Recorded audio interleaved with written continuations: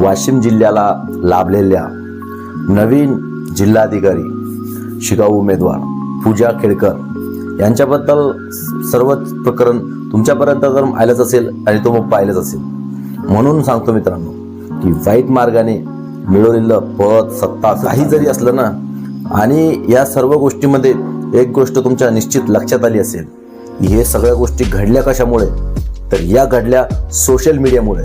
म्हणजे आपलं WhatsApp, Facebook, Instagram जेवढे काय सोशल मीडिया आहेत, तर याच्यामध्ये व आपल्या सर्वसामान्यामध्ये किती पॉवर आहे, म्हणजे सोशल मीडियामध्ये किती पॉवर आहे. या क्लास 1 अधिकाऱ्याला सुद्धा किंवा कोणत्याही अधिकाऱ्याला सुद्धा आपण त्याच्या त्याचं चुकलेलं कर्तव्य करायला आपण त्याला भाग पडू शकतो.